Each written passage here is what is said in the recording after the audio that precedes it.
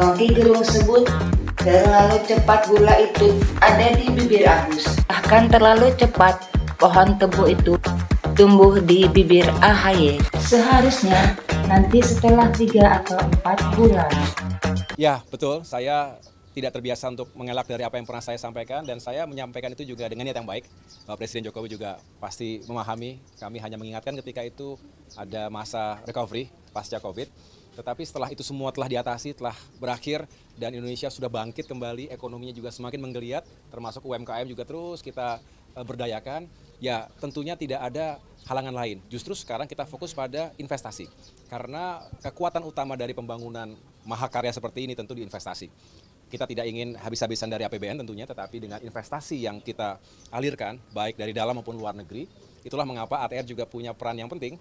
Dengan lahan yang clean and clear, bisa dikatakan demikian, kita berharap para investor juga punya keyakinan, kepastian hukum, hak atas tanah yang bisa digunakan untuk usaha yang dikembangkan, secara komersial, dan juga bisnis diharapkan juga akan berkembang. Dengan demikian, IKN bukan hanya menyedot investasi, tapi bisa mengembangkan ekonomi bukan hanya tentunya di sekitar IKN ini, tetapi juga secara nasional. Nah, ini yang menjadi optimisme kita semuanya. Indonesia harus terus menjadi harus memiliki daya tarik bagi para investor. Terlalu cepat gula itu ada di bibirnya Agus, atau bahkan terlalu cepat pohon tebu itu tumbuh di bibirnya di AHY. lahan-lahan ATR ya. Kan gitu. Iya. Ini juga menunjukkan bagaimana karakter kepemimpinan orang Indonesia itu. Saya berteman dengan Pak Agus, dengan Mas Agus atau AHY itu. Tetapi selalu saya punya jarak etik dengan kekuasaan tuh. Pintar, cerdik membuat kalimat, tapi hari ini kita mendengar sesuatu yang ajaib. Satu kalimat yang muncul yang seharusnya mungkin nantilah itu 3-4 bulan lagi itu dan diendapkan dulu. Tetapi tergesa-gesa dan terburu-buru karena memang Jokowi mungkin minta puji gue sekarang dong.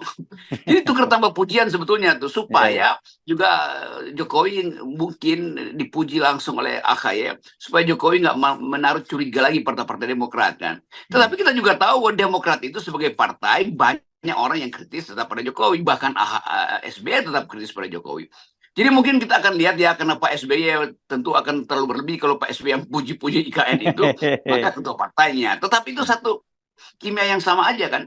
Jadi kita dalam persahabatan itu kita ingin ada ketegasan nih, seseorang mampu nggak memimpin tanpa terlalu ya sebetulnya tanpa terlalu menjilat, istilahnya begitu kan. Kita mau mencari kata yang lebih sopan, tapi saya nggak suka bersopan-sopan dalam politik. Saya mau katakan aja bahwa AHY terlalu cepat bibirnya bergulah.